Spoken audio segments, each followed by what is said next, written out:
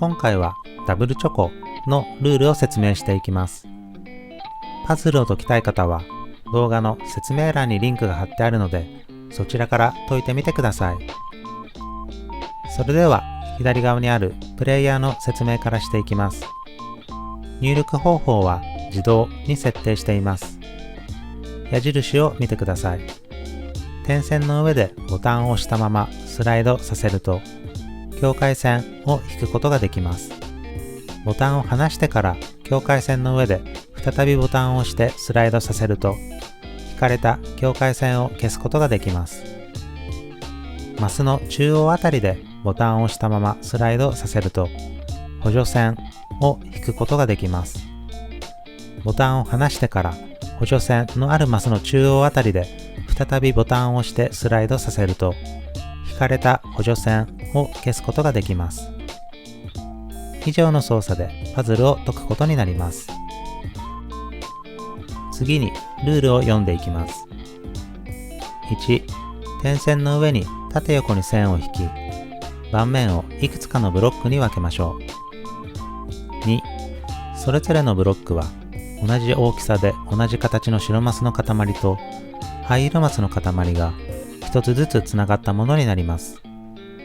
回転や裏返しをして同じになるものは同じ形とします。ここまでの内容を説明していきます。点線上に境界線を引いてマスを囲んだものをブロックと言います。外周を利用して囲んだものもブロックになります。そして正しいブロックにはいくつかの条件があります。ブロックの中には白マスと灰色マスの両方が含まれていないといけません。白マスだけのブロックや灰色マスだけのブロックを作ってはいけません。さらにブロックの中の白マスの数と灰色マスの数は同じでないといけません。ブロックの中に白マスが1つあれば灰色マスも1つになります。白マスが2つであれば灰色マスも2つになります。そしてさらにブロックの中の白マスと灰色マスの形は同じでないといけません。白マスが1つのブロックであれば白マスと灰色マスの形は当然同じになります。白マスが2つあるブロックも白マスと灰色マスの形は同じになります。この時に形の向きは異なっていても構いません。白マスが3つの場合でこのようなブロックを作ると、白マスと灰色マスの形が異なるのでルールを破っていることになってしまいます。ここまでを一言でまとめると、ブロックを作るときは白マスと灰色マスを同じ形にしようということになります。次にルールの3を読んでいきます。数字はそのマスが含まれているブロック内でのその色の塊のマス数を表します。つまりブロックのマス数の半分になります。一つのブロックにいくつ数字が入っても構いません。ブロックを作るときは先ほどのように数字が入っていないブロックを作っても構いません。ブロックの中に数字が入る場合はブロックのマスの数に注意しましょ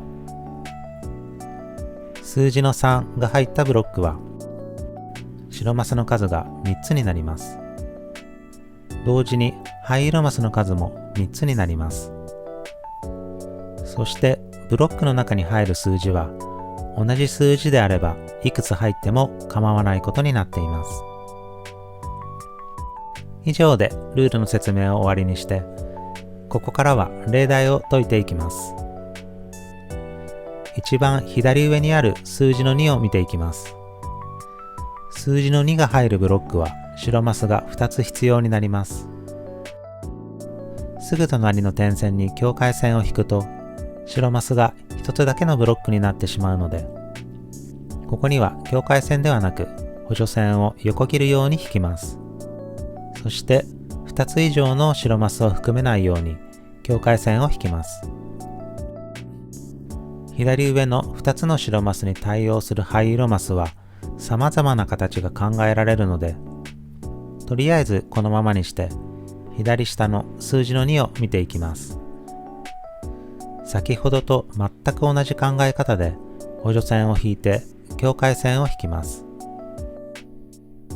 数字の2を含むブロックに数字の3を入れてはいけないので、間に境界線を引くことができます。そこでさらにこの境界線を伸ばしてしまうと、灰色マスだけのブロックができてしまうので、ここには境界線ではなく補助線を引きます。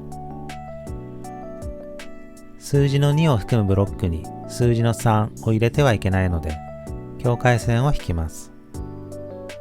この状態から数字の3を見ていきます。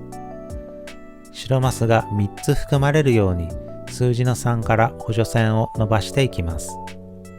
すると数字の3が含まれるブロックの白マスの形が決まっているので、境界線を引いていきます。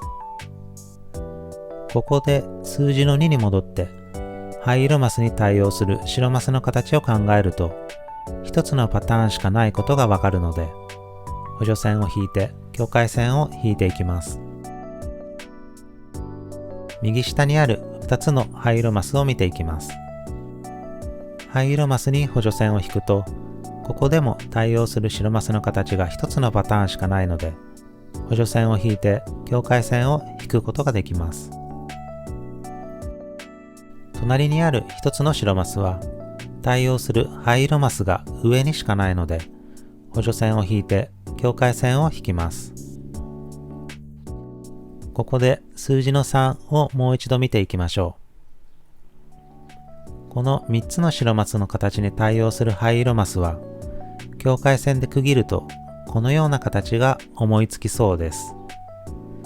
しかし、このように区切ってしまうと、上にある数字の2を含むブロックが破綻してしまいます。そこで少し気づきにくい形ですが、このように境界線で区切ると、数字の2を含むブロックも破綻せずに成立しています。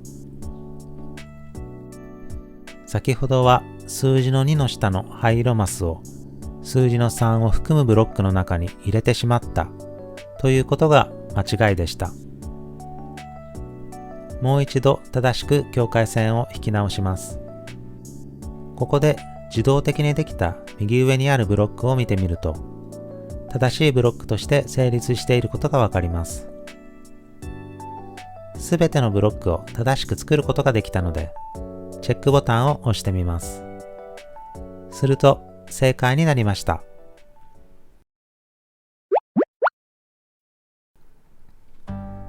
それでは最後に問題と答えを表示して終わりにします。ご視聴いただきありがとうございました。